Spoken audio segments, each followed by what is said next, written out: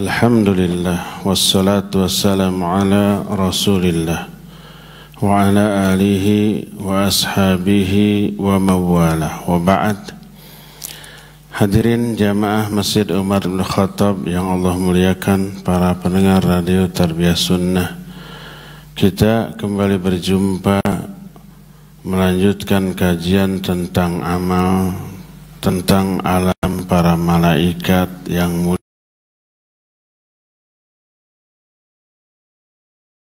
Beriman kepada para malaikat. Poin yang sudah kita bahas di pertemuan kemarin adalah bughdul ma'asi wal umuril lati yakrahunaha, membenci kemaksiatan. Kita lanjut. Salah satu di antara buah dari beriman kepada para malaikat adalah islahul a'mal bil iqtida'i bihim, memperbaiki amalan dengan mengikuti amalan yang mereka lakukan. Banyak kita sudah kaji amalan dan ibadahnya para malaikat. Di sebagian amalan Rasul SAW menyuruh kita mencontoh para malaikat di dalam beramal. Contohnya sebuah hadis riwayat Imam Muslim dalam kitab Sahih Muslim. Nabi SAW menyatakan, ala tasuffuna kama tasuful malaikatu inda rabbiha. Qalu wa kaifa tasuful malaikatu inda rabbiha? Qal yutimmuna as-sufuf wa yatarasawna fis-saf. Maukah kalian berbaris di dalam solat dengan rapi seperti berbarisnya para malaikat di hadapan Allah? Lalu para sahabat bertanya, bagaimana berbarisnya para malaikat di hadapan Allah? Beliau menjawab, mereka menyempurnakan saf awal, kedua, ketiga, dan seterusnya, lalu saling merapatkan kaki-kaki mereka, kakinya dengan kaki malaikat yang lainnya. Tiru mereka. Makanya seorang sahabat namanya Nu'man bin Bashir radhiyallahu an, ketika menggambarkan bagaimana para sahabat menyusun saf, dia menyatakan, yulziquna ka'bahu bi ka'bi sahibihi wa mankibahu bi manki sahibihi. Para sahabat itu menempelkan bahunya dengan bahu kawannya, kakinya dengan kaki kawannya. Ini yang disebut dengan watarawsawnahu. Mereka merapatkan kaki. Ketika menjelaskan hal ini berkata muallif, faqad arsyadan nabiyyu sallallahu alaihi wasallam ila ittiba'il malaikah fi ibadatiha lillah. Wala syakka anna dzalika bihasbi qudratina wa taqatina fa inna la nutiqu ma tutiquhul malaikah. Di dalam hadis ini Nabi SAW memberi petunjuk untuk mengikuti ibadah para malaikat, dan tentu saja sesuai dengan kemampuan kita, karena tidak mungkin kita bisa sesempurna para malaikat. Wa innamal maqsudu islahu a'malina wa ihsanuha kama tuhsinul malaikatu ibadatiha. Wa min dzalik itmamus sufufil ula wa murasah fis saf. Tapi maksudnya adalah memperbaiki dan memperbagus amalan kita sebagaimana para malaikat melakukan amalan sebagus dan sesempurna sesuai dengan kemampuan mereka. Ada ikhtiar untuk ihsan. Ihsan itu melakukan amalan dengan sebaik-baik cara melakukan. Contoh yang lainnya adalah ketika Rasul sallallahu alaihi wasallam menyatakan, "Idza ammana al-imamu fa'aminu, fa inna man wafaqa ta'minuhu ta'minal malaikah ghufira lahu ma taqaddama min dzambih." Bila imam mengatakan amin, maka aminkan juga oleh kalian. Maksudnya ketika sholat, imam membaca Fatihah, imam pun membaca amin. Kalau imam membaca amin, aminkan juga oleh kalian. Karena sungguhnya siapa orang yang aminnya bersamaan dengan aminnya para malaikat, maka akan diampuni dosa-dosanya yang telah lalu. Jadi malaikat juga amin. Ketika menjelaskan hadis ini, para ulama menjelaskan bahwa yang dimaksud siapa yang amin bersamaan dengan aminnya malaikat ada dua makna. Makna pertama adalah sama dalam kekhusyuan dan keikhlasan. Jadi aminnya itu dihayati. Makna amin, ya Allah kabulkanlah. Tidak hanya di mulut, hati, pikiran juga menghayati amin. Karena isi doa di dalam Al-Fatihah luar biasa, penentu selamat atau celakanya kita dunia sampai akhirat. Doanya kan mulai dari ihdinas siratal mustaqim, siratal ladzina an'amta alaihim ghairil maghdubi alaihim waladdallin. Itu doa luar biasa. Kita hayati lalu aminkan secara khusyuk dan ikhlas. Makna kedua, amin dalam hal waktu. Malaikat amin, kita juga amin. Kan makmum dengan makmum saja aminnya kadang-kadang tidak bersamaan ya. Ada yang baru waladdallin, baru amin, ada juga tasdallin, orang-orang amin ini baru amin, beda. Nah, malaikat juga mengatakan amin. Siapa yang waktu mengatakan amin bersamaan dengan aminnya para malaikat, diampuni dosa-dosanya yang telah lalu. Ini contoh hadis kedua yang menjelaskan kita dituntun oleh Nabi SAW untuk mengikuti ibadah para malaikat dari beberapa aspek. Tidak ibadah kita sesempurna para malaikat, tapi sesuai dengan kemampuan kita.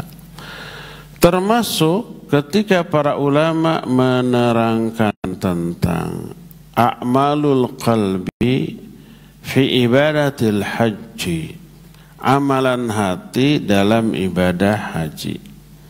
Kenapa Nabi SAW ketika tawaf lalu mencium Hajar Aswad sampai nangis? Kalau tidak ada amalan hati di sana, tak akan sampai hati bergetar kemudian nangis. Orang-orang mau waktu tawaf, waktu sa'i, gak ada yang terlihat menangis, ada juga ngobrol, tertawa, nyanyi-nyanyi juga ada. Atau zikir dipimpin oleh imam, teriak-teriak mengganggu konsentrasi dan kehusuan orang lain. Banyak. Nabi SAW berzikir dengan zikir yang terdengar hanya untuk diri sendiri, nangis lalu mencium Hajar Aswad. Kenapa? Karena di sana ada amalan hati ketika tawaf. Orang-orang rata-rata ketika tawaf sa'i ingat ke kampung halaman, ke keluarga, ke pekerjaan, ke urusan-urusan dunia. Hatinya nggak ikut tawaf. Apa tawafnya hati? Menghayati. Apa yang harus dihayati? Itu Ka'bah Baitullah. Seolah-olah itu gambaran miniatur arsy. Allah istiwa di atas arsy. Al-Quran yang menyatakan demikian, Ar-Rahmanu 'alal arsy istawa.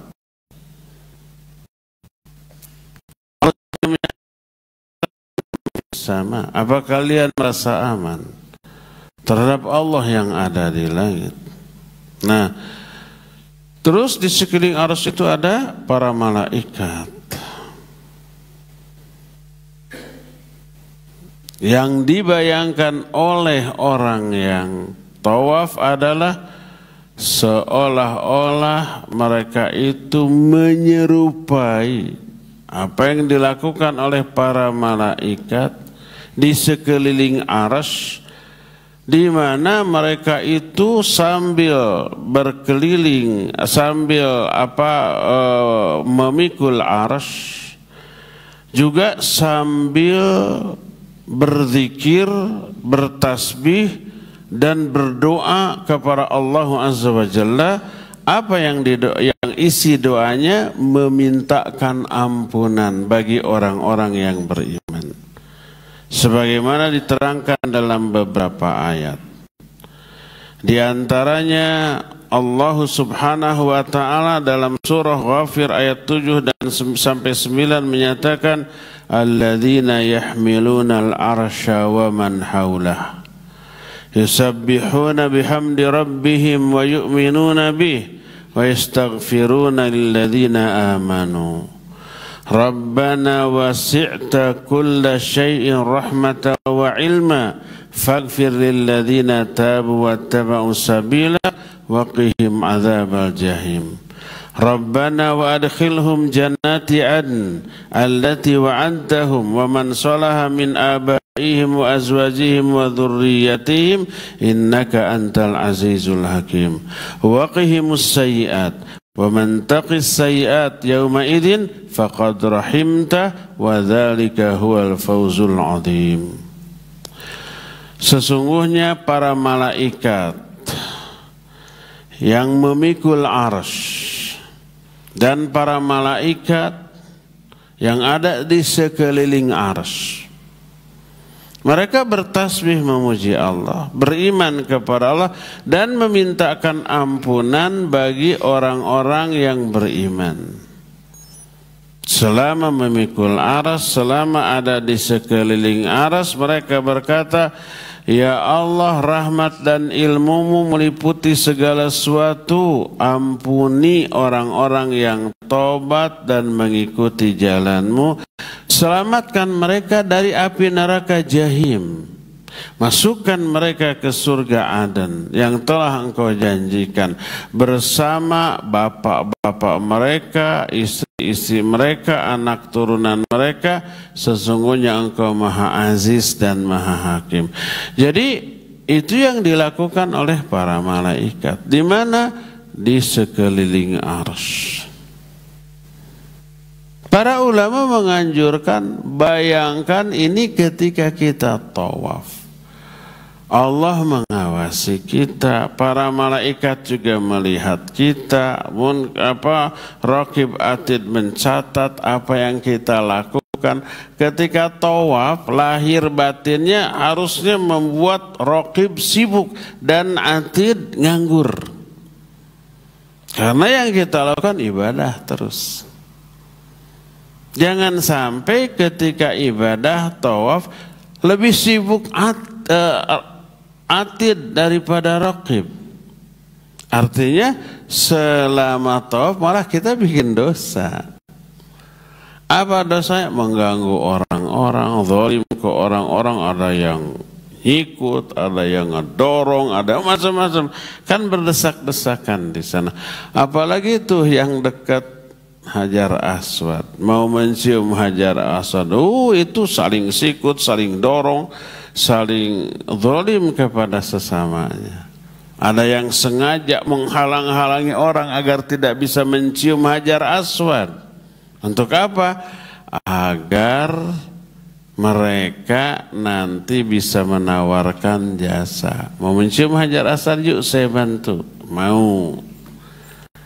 Pas mau diaping sama dia. Itu yang ada di sekitar Hajar Aswad nyingkir itu, ngasih jalan.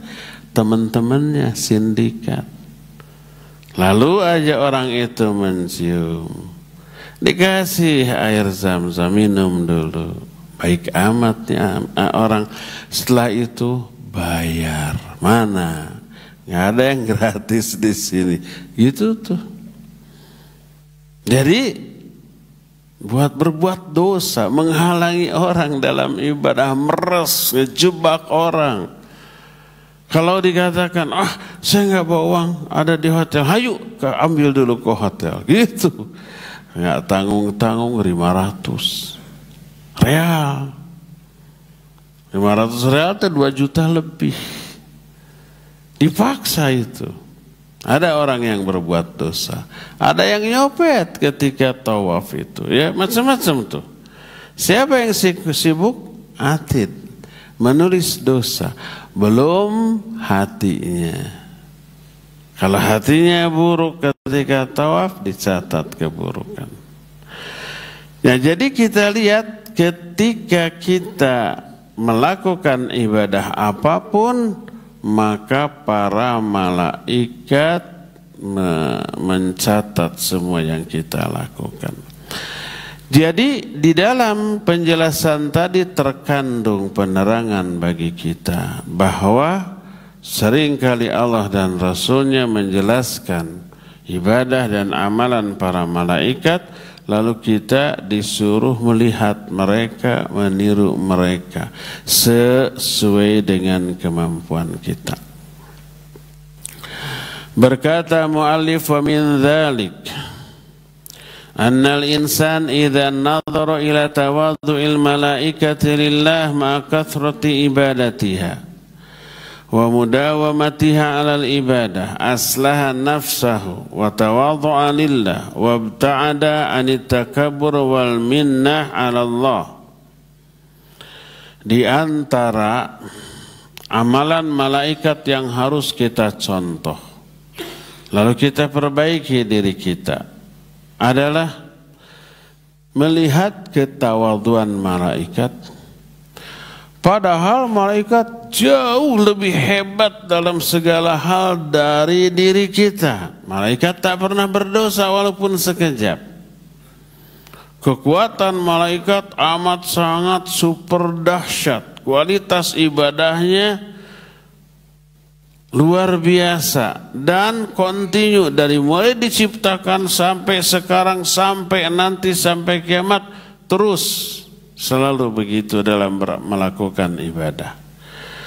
Kita sebaliknya, kita mah dalam ibadah serba kurang, serba asal-asalan, tapi takabur sombongnya, naudzubillah. Malaikat makhluk hebat tapi tawadhu. Sehebat itu takutnya kepada Allah luar biasa. Terus, kita mah kalau kita ibadah seolah-olah kita teh merasa berjasa kepada Allah. Padahal kenapa kita bisa ibadah? Karena diberi hidayah oleh Allah. Allah yang berjasa kepada kita dalam ibadah itu. Dan kalau Allah tidak ngasih hidayah, maka kita nggak akan ibadah. Sok tadi kita sholat subuh. Kenapa kita bisa sholat subuh? Diberi hidayah oleh Allah. Orang-orang banyak yang masih lelap tidur sampai sekarang, atau sholat tapi sendirian di rumahnya tanpa uzur. Kenapa mereka?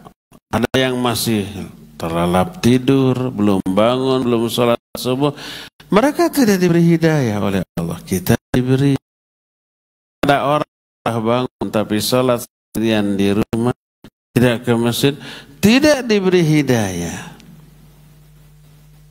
Jadi siapa yang berjasa? Allah yang berjasa kepada makhluk yang melakukan ibadah.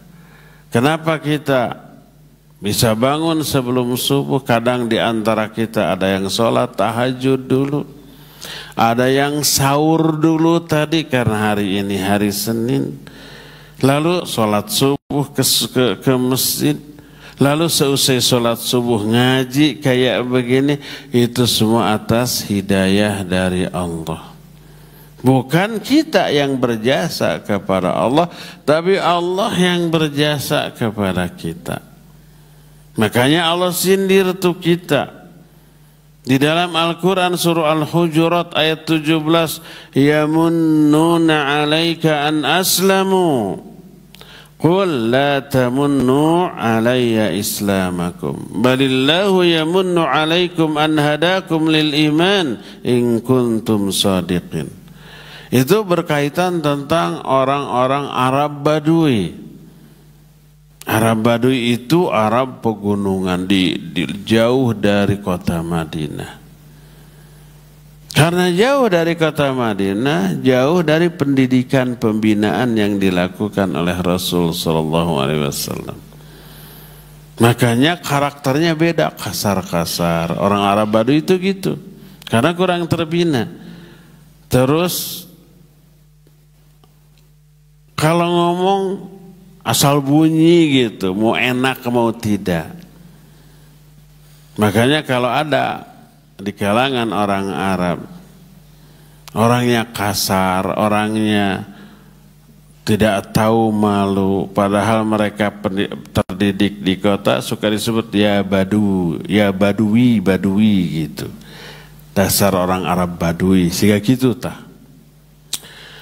Allah menyatakan qalatil a'rabu amanna qul lam tu'minu walakin qulu aslamna walamma yadkhulul imanu fi qulubikum. Telah berkata orang-orang Arab Badui, kami telah beriman, ngaku beriman. Katakan oleh Muhammad, kalian belum beriman. Tapi katakanlah kami sudah Islam, baru Islam belum iman. Kenapa?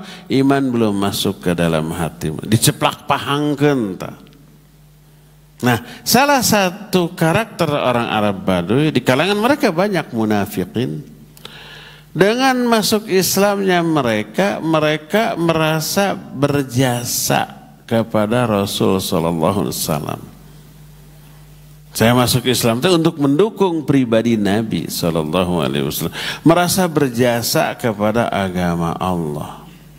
Ditegur oleh Allah, yamunnuna alaika an aslamu, mereka merasa berjasa kepada engkau hai Muhammad dengan keislaman mereka.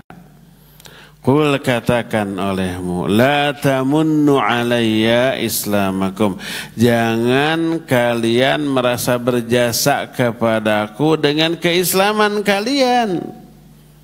Balillahu yamunnu alaikum an hadakum lil iman, tapi Allah lah yang berjasa kepada kalian dengan cara memberi hidayah kepada kalian kepada iman.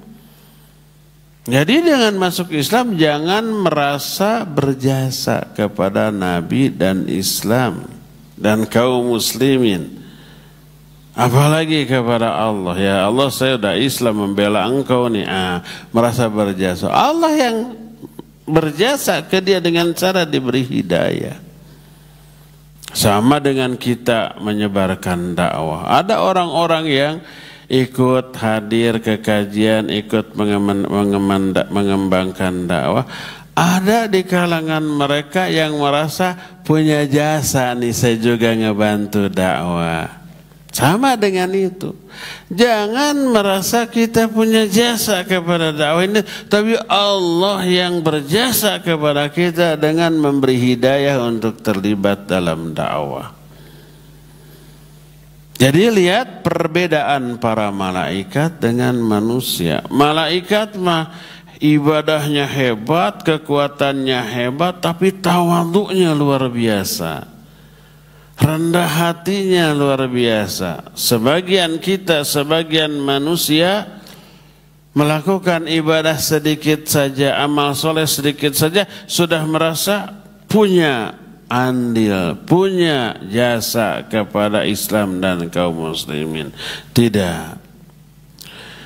Berkata muallif selanjutnya, wa idza nadhara ila 'azamati khalqihim wa quwwatihim wa shiddatihim wa batshihim wa anna minhum az-zabaniyah wa minhum khazanatun nar al-ghiladu shidad thumma nadhara ila shiddati khawfihim wa khasyatihim min Allah aslaha ba'da hadha nafsahu wa amalahu waqtada bihim fi khawfihim wa khasyatihim lillah wa kullama izdada al-insan ilman billah izdada khawfa wa izdada mahabbatan lahu wa izdada raja'an bihi. Bila manusia melihat kepada besarnya ukuran para malaikat, malaikat itu besarnya luar biasa, kekuatannya luar biasa.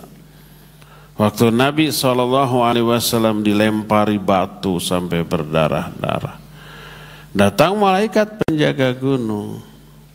Hai Muhammad, mintalah engkau kepada Allah agar Allah memerintahkan aku mengangkat 2 buah gunung ini, ditimpahkan ke mereka. 2 buah gunung mau diangkat oleh malaikat, 1 malaikat. Hebat, kekuatannya dahsyat. Melihat kekuatan mereka, melihat besarnya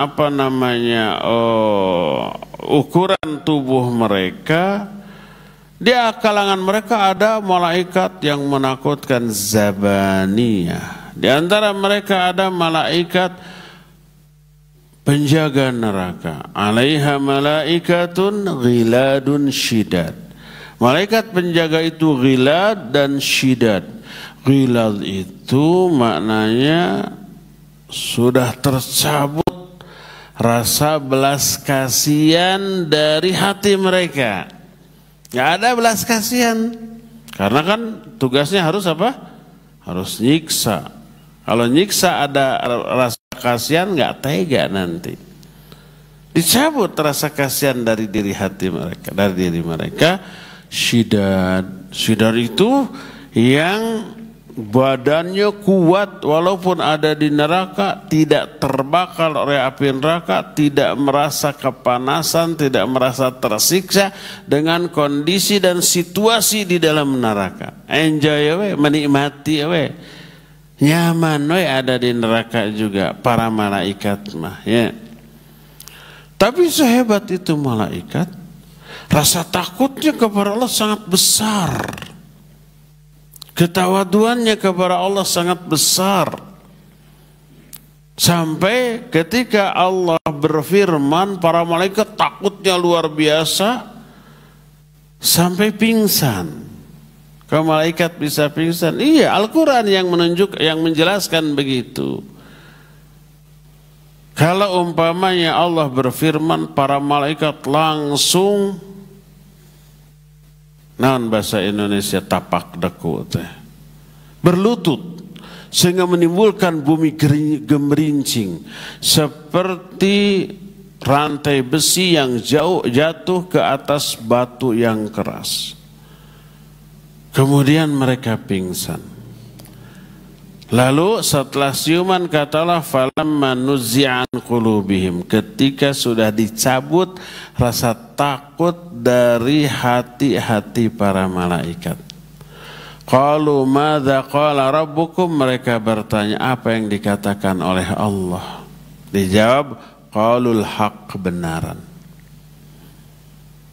Saking takutnya kalau Allah berbicara itu sampai mereka itu berjatuhan, lalu pingsan. Itu saking takutnya kepada Allah Azza wa Jalla. Padahal mereka hebatnya luar biasa.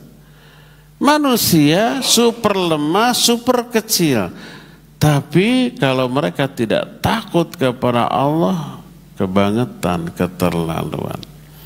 Siapa orang yang mengetahui kondisi para malaikat sebagai makhluk yang hebat, ketaatannya mutlak, ketakutannya kepada Allah luar biasa, sedangkan diri kita sebagai manusia tidak sehebat malaikat, amalnya juga ala kadarnya, maka lebih layak untuk tawadhu dan merasa lebih takut kepada Allah. Lalu setiap orang yang menyadari hal itu akan memperbaiki diri dan amal, mengikuti para malaikat sesuai dengan kemampuannya. Akan muncul rasa takut kepada Allah, rasa berharap, tawakal dan ikhlas kepada Allah, sehingga disebutkan setiap kali seorang manusia bertambah ilmunya kepada Allah, bertambah ilmunya tentang Allah, akan bertambah juga rasa takutnya, cintanya, tawakalnya, ikhlasnya, berharapnya kepada Allah. Semuanya itu akan bertambah. Padahal itu ada semua unsur-unsur keimanan. Takut, cinta, berharap, tawakal, ikhlas, khusyuk, itu semuanya itu unsur-unsur keimanan. Kalau itu bertambah, menunjukkan imannya juga bertambah lebih besar, lebih hebat daripada sebelumnya.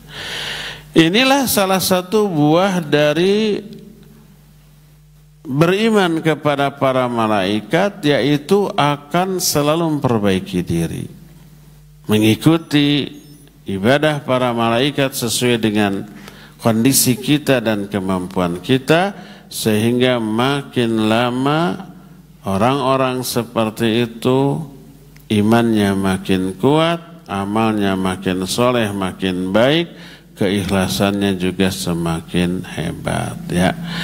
Ya, cukup sampai di sini penjelasan kita di pagi hari ini, dan kita masih punya sisa waktu untuk bertanya jawab. Apabila ada pertanyaan, dipersilakan. Dimulai dari bapak-bapak yang ada di sini. Kalau ada pertanyaan, dipersilakan. Wassallallahu ala nabiyina Muhammadin wa ala alihi wa ashabihi wasallam. Cung menaya partarosan.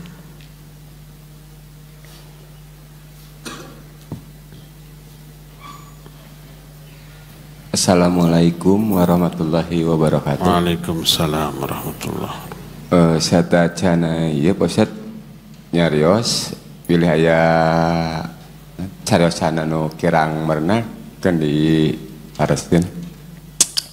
Sapertos jalmi seueur anu non istilah teh kapuji, hayong kapuji ku papada jalmi deui gitu.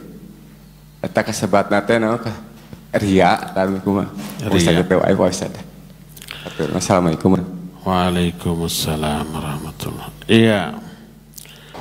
Kita terjemahkan dulu. Ada pertanyaan. Tadi minta kalau ada kesalahan dalam berbicara minta dikoreksi. Daya lepat tadi. Laras sadayana. Daya nu awon. Sae sadayana. Kalau ada orang suka ingin dipuji atas amalnya, bagaimana itu? Ria, taib. Ada banyak sifat buruk di dalam diri orang yang ingin dipuji. Bisa ria, bisa sum'ah, bisa ujub, bisa takabur. Empat itu saudara kembar. Keempatnya dimiliki oleh iblis. Keempat-empatnya penyebab gugurnya pahala amalan, dan keempat-empatnya termasuk penyebab seseorang diazab, dimasukkan ke dalam neraka. Jadi kalau seorang beramal lalu ingin dipuji atas amalnya, menunjukkan pertama dia ujub dengan amalnya. Ujub itu apa? Merasa takjub terhadap amal yang sudah dilakukannya. Kalau sudah ujub seperti itu, merasa diri besar lebih dari yang lain. Merasa diri besar teh takabur. Bahasa kitanya takabur teh gumede. Orang kecil merasa besar. Gumelis. Istri nu goreng patut tapi ngaros dirina gelis. Guminter jelema bodoh ngarasa pinter. Gumede orang kecil merasa besar. Nah, terus karena itulah dia ingin orang-orang mengetahui dan memuji dirinya, baik dengan cara amalnya diperlihatkan, namanya riya. Memperlihatkan amal adalah riya. Atau kalau tidak bisa diperlihatkan, agar orang tahu, dibeja-beja, diberitahukan melalui lisan, agar orang mendengar penjelasan kita, tahu kehebatan kita. Namanya sum'ah. Sum'ah ini bisa amalan lisan, seperti baca Al-Quran, zikir, doa, sholawatan. Itu amalan lisan. Kita sendirian di masjid baca Quran, nggak ada orang yang tahu bahwa saya baca Quran, nggak ada yang memuji, ambil speaker gogorowokan agar orang-orang mendengar bahwa kita teh sedang baca Quran, memperdengarkan bacaan Quran kita. Namanya sum'ah, dalam rangka dipuji supaya orang memuji. Atau sholawatan, atau zikir. Zikirnya, sholawatnya, baca Qurannya bagus. Itu amal soleh yang luar biasa. Rahasiakan, ikhlaslah. Jangan sampai orang tahu. Para ulama, para sahabat zaman baheula selalu menyembunyikan amal soleh mereka. Mereka menyatakan, rahasiakan amal solehmu melebihi kamu merahasiakan keburukan-keburukanmu. Kalau kita punya aib, keburukan, dosa, pasti dirahasiakan ya, jangan sampai orang tahu dah aib atau memalukan. Merahasiakan amal soleh harus lebih hebat lagi daripada itu. Jangan sampai nanti ada riya, ada sum'ah, ada ingin dipuji, nanti terhapus. Makanya para sahabat dahulu kalau saum sunnah, saum Senin Kamis, agar dirinya tidak diketahui saum, kalau dia keluar mereka itu mengoleskan minyak samin ke mulutnya seperti habis makan sesuatu. Orang melihat, oh itu minyak samin, mereka sudah makan, berarti itu saum. Padahal saum. Ada seorang suami selama puluhan tahun tidak tahu istrinya, anaknya, bahwa dia itu selalu saum sunat. Dia pura-pura tidak sempat sarapan di rumah, padahal sudah sahur tadi. Oleh istrinya diberi bekal nih untuk makan di jalan. Pergi sampai di tengah jalan disodakohkan isinya kepada fakir miskin. Wadahnya dibawa lagi, pas pulang istrinya melihat, oh sudah dimakan, padahal diberikan. Nggak tahu istrinya bersuami itu saum. Itu tahu puluhan tahun, belasan tahun begitu. Saking tidak ingin amal solehnya diketahui walaupun oleh istrinya sendiri. Lihat salah seorang orang yang akan diberi naungan pada hari kiamat di bawah arsy. Sab'atun yudhilhumullahu fi dhillih yauma la dhilla illa dhill. Ada 7 golongan yang akan diberi naungan di akhirat di bawah arsy Allah. Salah satunya adalah rajulun tasaddaqa bi sadaqatin fakhfaha hatta la ta'lama shimaluhu ma tunfiqu yaminuhu. Orang yang sedekah secara sembunyi-sembunyi, secara rahasia, sampai tangan kirinya pun tidak tahu apa yang diinfakkan oleh tangan kanan. Jangankan orang lain, tangan kirinya aja nggak tahu, saking rahasianya. Apalagi orang lain, baik istrinya, anaknya, orang tuanya. Kalau kita ibadah, mereka pun jangan tahu. Ada kalanya orang ibadah ingin diketahui istrinya, anaknya, orang tuanya agar mereka memuji. Mungkin, si Abi mah hebat, bisa begitu. Saya teh, atau kan gitu. Ujub nanti. Jadi di dalam diri orang yang ingin dipuji, keempat-empatnya ada. Takaburnya ada, ujubnya ada, riyanya ada, sum'ahnya ada. Apa akibatnya? Akibatnya amal itu dihapus. Bahkan bukan sekadar dihapus, tapi juga diazab atas riyanya. Coba dia surah Al-Ma'un, fawailul lil musallin alladzina hum an salatihim saun alladzina hum yuraun. Celaka orang salat, akan diazab orang yang salat.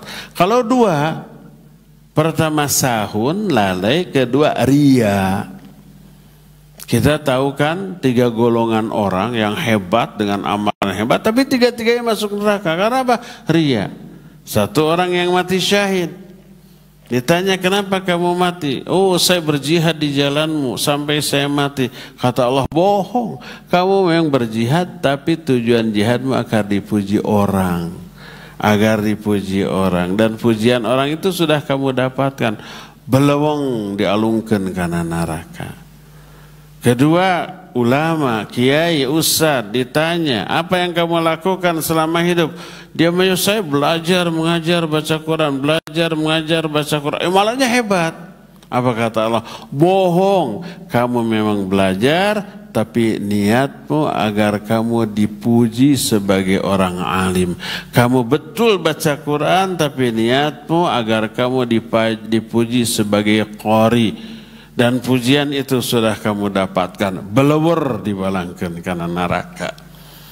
Ketiga, dipanggil orang yang kaya tapi dermawan, hartanya habis untuk infak, sedekah, membantu orang. Ditanya, kenapa kamu mati? Saya sudah berikan banyak harta, apa yang kamu lakukan? Kata dia, saya infakkan, saya sedekahkan. Bohong, kamu betul sedekah, tapi niatmu agar kamu disebut orang dermawan. Tiga-tiganya masuk neraka. Lihat, jadi orang yang riya, kerugiannya itu ada 3. Capek gawe, teka pakai, barijeng di teke. Sudah capek berbuat, nggak kepake alias tidak diberi pahala, dan malah diteke. Di apa diteke teh? Diazab, digetok. Ya, maka hindarkan kita dari riya. Wallahu a'lam. Ibu-ibu di belakang ada? Ya, Muzayyin di studio. Ada Ustaz. Sok. Dari Ibu Neneng. Bismillah. Assalamualaikum warahmatullahi wabarakatuh. Ustadz, apa saja yang menjadi indikator bahwa kita ikhlas, ihsan dalam beribadah? Iya, apa indikatornya bahwa kita ikhlas dan ihsan? Pertama, ikhlas itu meniatkan amalan hanya untuk dinilai oleh Allah Azza wa Jalla. Indikasinya adalah kalau dipuji orang tidak bangga, tidak rebeh liang irungna, tidak ujub, tidak takabur. Kalau dicaci, dihina, dibuli oleh orang, tidak kecewa. Dulu orang munafik melihat para sahabat infak sedekah, itu dicela. Kalau infak sedekahnya sedikit dicela, sedekah cuma segitu. Kalau banyak, riya hayang kapuji, serba salah ya, di hadapan orang munafik. Nah, bagi seorang mukmin, wala yakhafuna laumata laim. Seorang mukmin tidak takut terhadap celaan orang-orang yang mencela atas amalnya. Mau dipuji, mau dicela, nggak masalah, nggak urusan, sebab amal saya bukan untuk dinilai oleh orang, tapi untuk dinilai oleh Allah Azza wa Jalla. Ini indikator yang pertama. Tidak bangga ketika dipuji, tidak kecil hati ketika cela atas amalnya. Ini yang pertama. Kedua, Ali bin Abi Thalib radhiyallahu an menyatakan, ikhlas itu adalah ketika kamu beramal sendirian dan beramal di hadapan orang tak ada bedanya. Mau dilihat orang mau tidak, mau sendirian ataupun di tengah orang ramai, nggak ada bedanya. Orang-orang kadang-kadang kalau sholat sendirian 4 rakaat 2 menit 3 menit beres. Tapi kalau umpah ke masjid lalu sholat sunat tahiyatul masjid atau qoblah, dilihat orang 2 rakaat bisa 6 menit. Lah tahu dilihat orang harus kelihatan agak lama, khusyuk dan bacaan-bacaannya panjang gitu karena dilihat orang. Tapi ketika sendirian dikebut. Kenapa beda? Karena dia ingin dinilai oleh manusia, bukan hanya dinilai oleh Allah Azza wa Jalla. Makanya kata Ali bin Abi Thalib, ikhlas adalah ibadah yang kamu lakukan ketika sendirian ataupun ketika di tengah orang banyak, tak ada bedanya. Karena apa? Karena diniatkan hanya ingin dinilai oleh Allah, bukan oleh sesama manusia. Itu diantara beberapa indikator dari keikhlasan. Ya, wallahu a'lam bissawab. Widika bapak-bapak ya, cung, tutup Pak Dindin.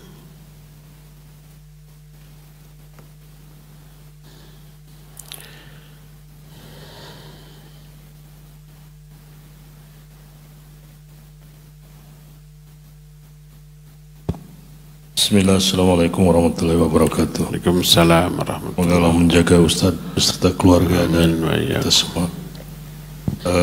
Pertanyaannya yang berkaitan dengan riya tadi Ustaz, dan apa yang diterangkan dan dikisahkan yang 3 orang ini, ada istilah riya itu syirik kecil. Apakah kisah yang 3 orang ini yang masuk neraka itu termasuk syirik kecil atau syirik besar? Terima kasih. Baik, barakallahu fiik. Iya. Syirik ada 2. Makna syirik adalah menduakan Allah dalam hal ibadah. Kepada Allah ibadah, menyembah, suka sholat, saum, baca Quran, doa. Tapi kepada selain Allah juga ibadah dalam bentuk berdoa, minta-minta kepada selain Allah. Itu syirik. Syirik itu bukan tidak menyembah Allah, menyembah Allah. Kenapa disebut syirik? Sebab juga menyembah kepada selain Allah. Seorang sahabat Imran bin Husain ditanya, "Kam ilahan ta'bud?" Berapa sesembahan yang kamu sembah? Dia menjawab, 7. Wahid fis sama wa 6 fil ard. 1 yang ada di langit yaitu Allah. 6 lagi ada di bumi berupa patung-patung. Jadi itulah yang disebut dengan musyrik. Kepada Allah menyembah, kepada selain Allah juga menyembah. Lalu sesembahan mana yang paling kamu takuti kemarahannya dan paling kamu harapkan kebaikannya? Di antara yang 7 tadi dia menjawab alladzi fis sama, sembahan yang ada di langit. Lalu kata Nabi SAW, "U'budhu wahdah watruk ma siwah." Kalau begitu sembah dia aja 1, yang lain tinggalkan. Akhirnya orang itu masuk Islam. Itu menyembah kepada Allah dan menyembah kepada selain Allah musyrik besar. Pelakunya murtad, keluar dari Islam. Walaupun ngaku Islam. Nah, adapun syirik kecil menyembahnya kepada Allah, tidak pernah kepada selain Allah. Cuma niatnya dibagi 2, sebagian untuk Allah, sebagian untuk manusia. Sebagian ingin dinilai oleh Allah, sebagian ingin dinilai oleh manusia, dipuji oleh manusia. Karena membagi 2 ibadah dalam hal niat disebut juga syirik. tapi karena menyembahnya tetap ke Allah, yang beda hanya niat, maka disebut syirik kecil. Syirik kecil itu ya riya, ya sum'ah, ya ujub, itu syirik kecil. Pelakunya tetap muslim, tapi muslim yang berdosa besar. Nah, karena riya ini syirik yang tidak kelihatan, hanya dalam hati, kan niat nyembahnya kepada Allah. Hanya niatnya nih, ingin dipuji orang, ingin diberi pahala oleh Allah, diberi juga penilaian oleh orang. Tidak ketahuan. Karena itu masalah hati. Disebut syirik khafi atau syirik kecil. Kata Nabi sallallahu alaihi wasallam, "Inna akhwafu ma akhafu alaikum asyirkul asghar." Dalam riwayat lain asyirkul khafi. Yang paling aku takutkan menimpa kalian adalah syirik kecil atau syirik tersembunyi. Ditanya apa syirik kecil atau syirik tersembunyi? Ar-riya. Disebut syirik kecil karena tidak menyebabkan pelakunya murtad keluar dari Islam. Tidak, dia tetap muslim, tapi muslim yang berdosa besar. Disebut syirik khafi karena syirik tersebut tersembunyi, orang tidak tahu. Yang tahu hanya dia dengan Allah. Malaikat pencatat tahu itu. Maka disebut khafi. Khafi maknanya tersembunyi. Ya, jadi 3 orang yang tadi dijelaskan tidak musyrik besar, tapi syirik kecil, tapi terancam neraka, tapi mereka tidak akan langgeng selama-lamanya di neraka sampai dosa riyanya habis oleh azabnya. Nanti mereka diangkat dari neraka dan dimasukkan ke dalam surga. Wallahu a'lam. Ibu-ibu sudah ada ide untuk bertanya? Ya, terakhir Muzain kembali ke studio. Dari Abu Abdillah di Purwakarta, Ustaz, mau bertanya, kapan malaikat mengucapkan amin dalam sholat berjamaah? Iya, kapan malaikat mengucapkan amin? Setelah imam selesai membaca amin. Kata Rasul SAW, "Idza ammanal imamu fa'aminu." Kalau imam mengatakan bersamaan dengan aminnya imam, setelah waladdallin, imam mengucapkan amin, makmum juga bersamaan dengan imam mengucapkan amin, para malaikat juga bersamaan dengan aminnya imam. Ada orang, saya pernah suatu saat sholat di sebuah kota daerah Bogor, maghrib. Ketika imam waladdallin, saya langsung amin, celengkeng sendiri. Makmum yang lain tidak amin. Jadi saya berdoa dengan imam, amin. Setelah beres imam amin, setelah beres imam menyebut amin, baru makmum amin. Beres sholat si imam nyindir saya, lalu menerangkan. Kata dia, makanya perlu belajar nahu, cenah gitu. Karena hadisnya idza ammanal imamu fa'amminu. Kalau imam sudah menyebut amin, ammanal imam, ammana dalam bahasa Arab disebut fi'il madhi, telah. Kalau imam telah selesai menyebut amin, maka kalian mengaminkannya. Tah gitu. Saya nggak enak mengoreksi dia di hadapan banyak orang. Waktu itu sholat maghrib, pas ada sholat subuh jam sakya, saya dengan ayah saya berkunjung ke rumahnya. Lalu nanya masalah kemarin. Saya bilang, Bapak kalau mau sholat dulu, wudu dulu. Ya wudu atau tesah. Kan ayatnya idza qumtum ila sholati faghsilu wujuhakum. Qumtum itu fi'il madhi dari qoma dengan antum jadi qumtum. Jadi kalau kamu sudah selesai sholat, prak wudu. Nah gitu. Harusnya sholat dulu terus wudu. Nah ulang. Ay bapak maca Quran ta'ud heula atau maca Quran heula? Ya ta'ud heula. Kumaha ayatna? Fa idza qara'tal Qur'an fasta'idz billah. Ta qara'ta teh fi'il madhi, fi'il mudhari. Madhi. Kalau kamu sudah membaca Al-Quran, maka berlindunglah kamu kepada Allah. Nah, Bapak ta'awud heula atau baca Quran heula? Nah, ulang gitu. Sami Pak, idza ammanal imamu fa'aminu. Tapi nah hadirnya fi'il madhi. Madhi bimakna mudhari. Kenapa diapit oleh huruf idza dengan fa jawab? Kalau fi'il madhi diapit oleh idza syartiyah dan fa jawab berarti maknanya mudhari. Makanya kalau kamu mau membaca Al-Quran ta'awud. Kalau kamu mau sholat wudu dulu. Kalau imam mengucapkan amin prak ini fi'il mudhari. Sama-sama fi'il mudhari itu bisa present continuous, bisa future, bisa sedang, bisa akan. Jadi fa'idzal ammana al-imamu fa idza ammana al-imamu fa aminu. Kalau imam mengucapkan amin, kalian juga bareng-bareng imam mengatakan amin. Nah, seperti itu. Jadi aminnya bersamaan dengan aminnya imam. Malaikat bersamaan dengan imam, makmum juga bersamaan dengan imam. Ya.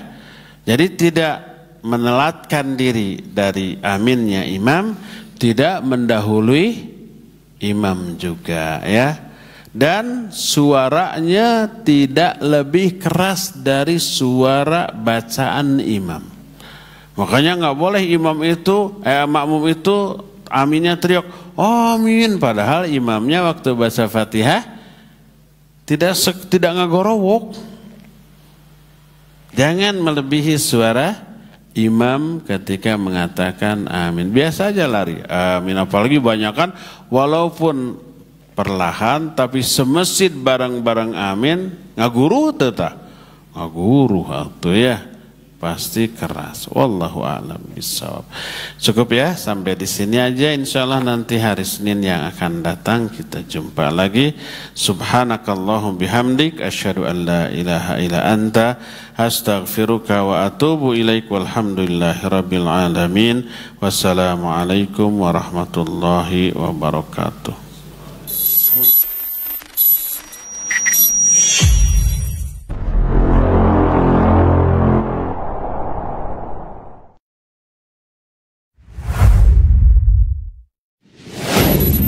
Assalamualaikum warahmatullahi wabarakatuh. Saudara-saudariku, para pemirsa Hasil TV dimanapun Anda berada, rahimani wa rahimakumullah.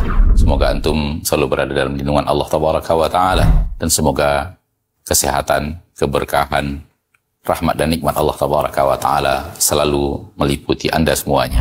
Ma'asyiral muslimin, ma'asyiral muslimat, dakwah merupakan sebuah tugas bersama dari umat Nabi kita tercinta Muhammad sallallahu alaihi wasallam. Allah Tabaraka wa Ta'ala menyuruh kita untuk meninggikan agama Allah Tabaraka wa Ta'ala dengan kemampuan yang kita miliki. Yang mampu dengan ilmunya, berdakwah dengan ilmunya. Yang mampu dengan tenaganya, berdakwah dengan tenaganya. Yang mampu menyumbangkan waktunya. Demikian juga yang mampu dengan hartanya, maka berdakwah dengan harta itu. Saudara-saudariku, para pemirsa Hasil TV dimanapun Anda berada, pada kesempatan yang berbahagia ini, saya mengajak Anda, pemirsa Hasil TV dimanapun berada, para pencinta Hasil TV dimanapun berada, untuk meringankan beban operasional yang dibutuhkan oleh Hasil TV di dalam mengemban suara dakwah yang agung ini. Mari infakkan sebahagian daripada yang Allah Tabaraka wa Ta'ala mudahkan kepada kita, dari apa yang Allah rezekikan kepada kita, guna kepentingan syiar dakwah melalui media-media, di antaranya adalah Hasil TV. Melalui Hasil TV, sangat banyak saudara-saudari kita kaum muslimin dan muslimat yang bisa mendapatkan dakwah di bumi yang sangat jauh, di negeri yang sangat terpencil. Bahkan tidak sedikit dari mereka yang mendapatkan hidayah kepada sunnah Rasulullah SAW melalui media Hasil TV yang kita cintai. Semoga apa yang antum berikan merupakan pembuka kebaikan, merupakan pembuka hidayah bagi saudara-saudari antum menuju jalan yang sesuai dengan sunnah Nabi kita tercinta SAW, sehingga di akhirat mendapatkan pahala bagaikan seorang yang di tangannya Allah Tabaraka wa Ta'ala bukakan hidayah kepada seseorang, seperti yang dikatakan Nabi kita tercinta SAW, la iyahdiyallahu bika rajulan wahidan khairun laka min humurin na'am. Sekiranya satu orang mendapatkan hidayah melalui dirimu, melalui usahamu, melalui apa yang telah engkau berikan, melalui apa yang telah engkau dakwahkan, maka itu lebih baik daripada unta merah. Sebagian para ulama mengatakan lebih baik daripada dunia dan perhiasannya. Sallallahu wasallam wa baraka wa an'am ala abdihi wa rasulihi Muhammad. Walhamdulillahi rabbil alamin. Assalamualaikum warahmatullahi wabarakatuh.